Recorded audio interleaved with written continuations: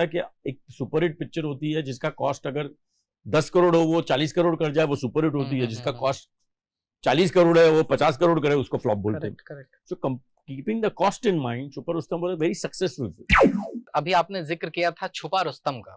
अब मैं छुपा रुस्तम के बारे में बात करना चाहता हूं। जैसे कि ये पॉडकास्ट देखने वाले बहुत सारे लोग मानेंगे कि आपके सिर्फ तुम के गाने भी सुने गए और सिर्फ तुमको देखा भी गया, लेकिन छुपा रुस्तम पता नहीं कितने लोगों ने देखा या नहीं देखा, लेकिन इसके गाने जो हैं वो हर जगह बजे।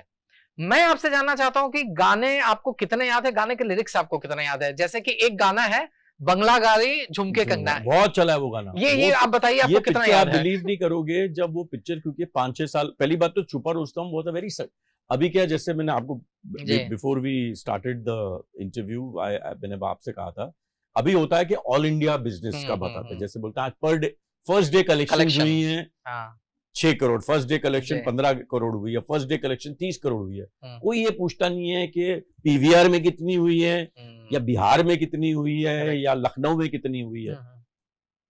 पहले वैसे होता था। तो जो छुपा रुस्तम थी इन द फर्स्ट, जैसे मुंबई और दिल्ली में वो picture it didn't do because it was a very वो 80s टाइप पिक्चर थी। करेक्ट। बट वो बहुत चली वहां पे। जैसे मैंने आपको भिवंडी का एग्जांपल दिया, क्योंकि Bhiwandi comes in the outskirts of Bombay, तो वो पिक्चर सुपरहिट थी।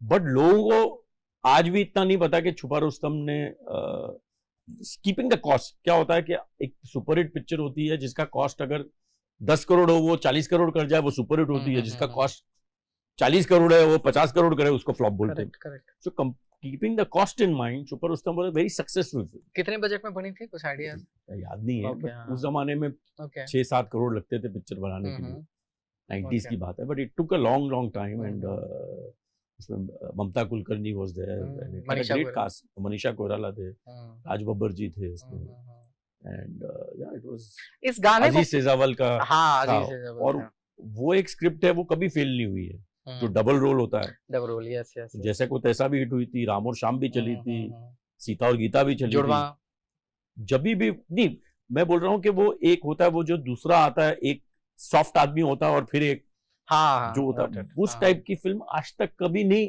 Very I don't think so. Kishan का नहीं है तो चालबाज वो चलती है कि एक वीक में एक दूसरा आदमी आता है और वो बहरूपिया, वो कैसे वो फैमिली को, इट्स आई एम सरप्राइज कि कोई बना नहीं रहा है ऐसी पिक्चर।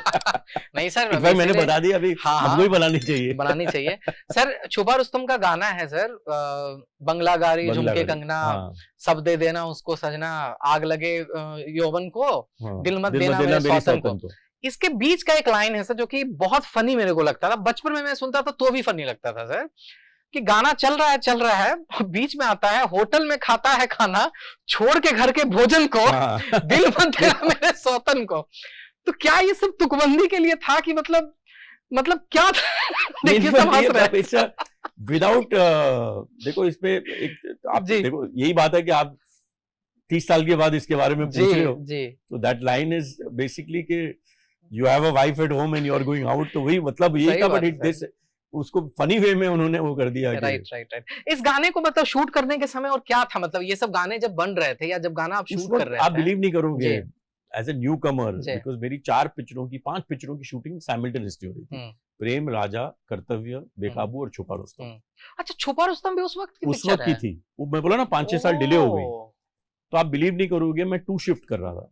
मैं सुबह जाता था फिल्मिस्तान स्टूडियो, मेरी एक फिल्म थी बेकाबू, ममता के साथ, जो इसमें भी थी, बट ममता के साथ वो गाना करता, खतरा खतरा खतरा खतरा, उम्र तेरी 16, वो वाला जो गाना सरोज जी कर रहे थे। अच्छा।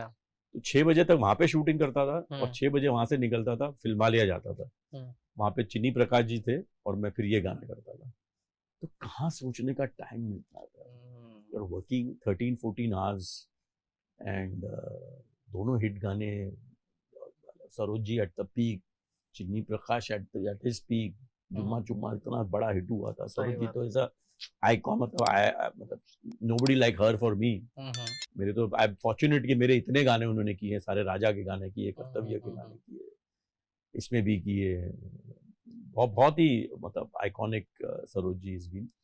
सो I was doing as a newcomer I was doing, मेरी एक फिल्म भी नहीं लगी थी, मैं 2 शिफ्ट कर रहा था। Thank you for watching this full clip, और मैं आपसे वादा करता हूं कि इसका फुल पॉडकास्ट भी देख के आपको काफी मजा आने वाला है। Link in the description.